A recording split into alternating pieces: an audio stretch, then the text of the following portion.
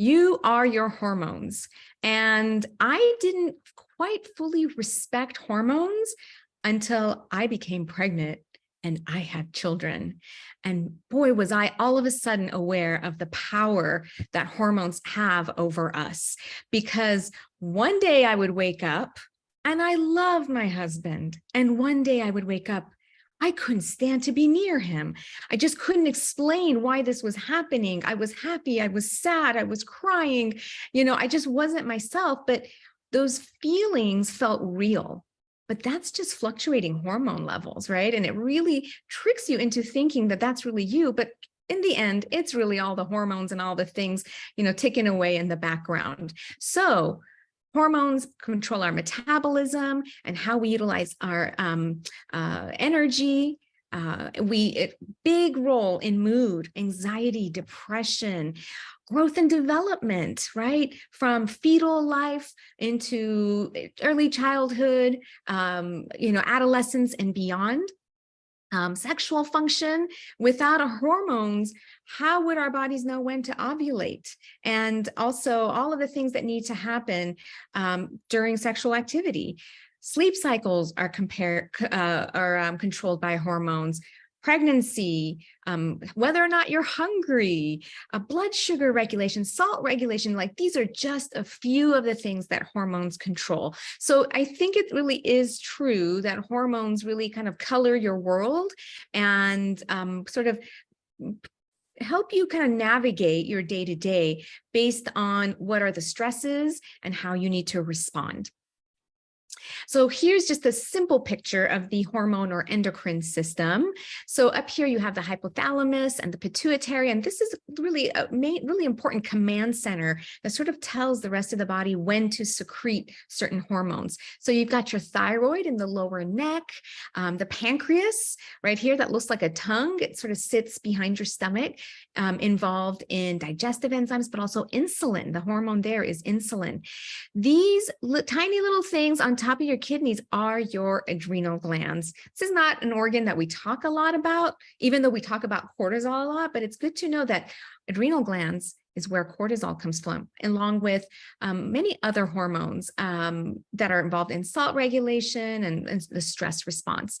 And then I always thought it was really interesting that testes and ovaries are really the same structure. In women, they stay up in the pelvis, and in men, in boys, they descend down and become testes or testicles. So they really kind of perform a very similar function, but because of our genetics, there are some differences.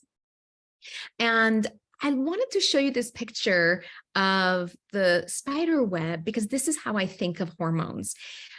It may feel like your thyroid hormone kind of works by itself in isolation when you go and see your endocrinologist or whoever the doctor is that might be managing your thyroid, because all they're really asking you about is thyroid related issues. They're not trying to talk to you about cortisol or sex hormones. So in Western medicine, we address thyroid as if it works in isolation. But if you really step back, the hormones all are one system. They modify each other. They inhibit each other. They can activate each other. One hormone can turn off the receptors of another hormone.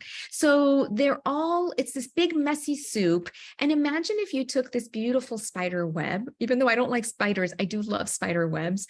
If you take a piece of this hormone web and you pull it, you can imagine that the whole web will move in that direction. So I think of hormones in that same way. When one hormone moves out of balance, because it's actually trying to respond to some kind of a stressor in your environment, it will pull other hormones out of balance with it.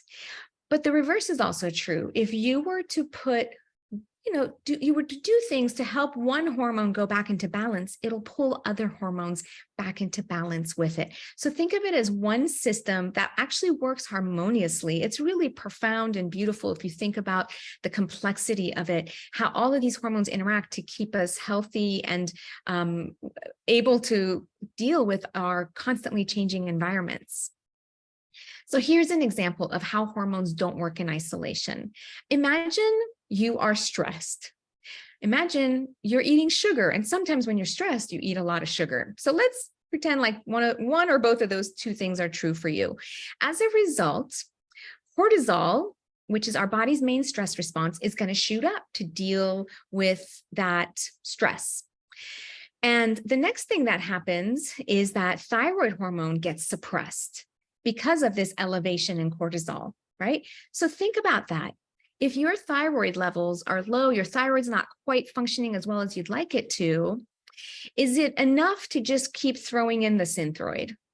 I mean, that's an approach, right? You can bring up the thyroid levels, people feel better.